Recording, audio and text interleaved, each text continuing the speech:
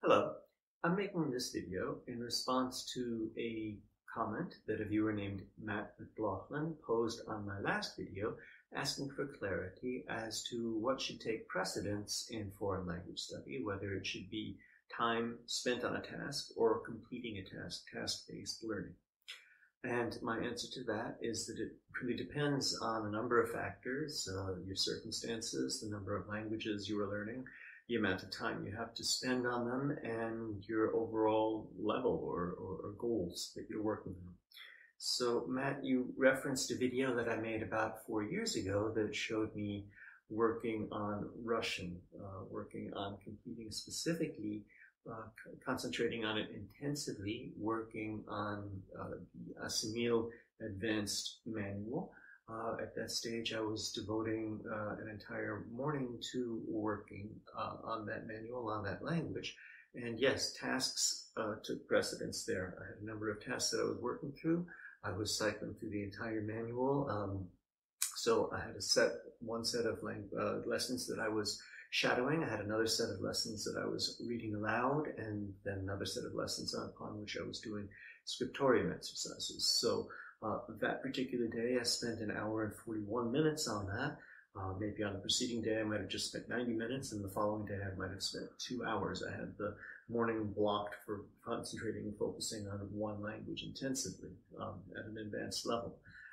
Another set of circumstances, though, that everybody begins with, and I think is probably more common, is not necessarily a beginning language level, but a beginning level of really trying to develop discipline and balance and work with multiple languages, is circumstances where you might have, say, 4 languages that you are working on developing, maintaining, and you might just have, say, well, let's take one round solid hour to work upon them. And if you wanted to divide your time equally, obviously you need to really develop a feeling for 15-minute time blocks. I think developing habit is a very important thing in developing discipline, language study overall. And so there should be a time when you do work with a stopwatch in these circumstances, and you make sure that you really put 15 minutes for each language, really develop an internal clock for what 15 minutes feels like. It's very easy to basically cheat yourself and only do 10, 11, 12 minutes and call it 15 minutes. And then it's also easy to get too immersed in your language and spend more than 15 minutes, and then you wouldn't have time to work through all 4. So at a certain stage or level of developing discipline, you need to really work with a stopwatch to do that. It's obviously easiest to do this if you were, say, in purely review stage for all of them. Review is always more important than learning new languages. So if you have 4 different Assimil manuals and reviewing all of them, that's something where you can easily stop, even in the middle of a sentence, and pick up again the next day.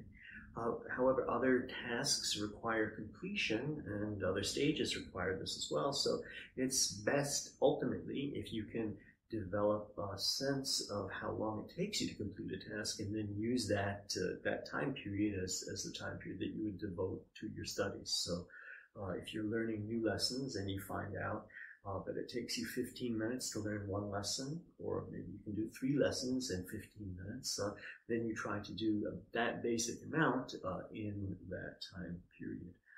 So it can vary very much depending upon your circumstances, your level, and your goals. So I hope that this answers your question, Matt, and that this was useful to others as well. Thank you.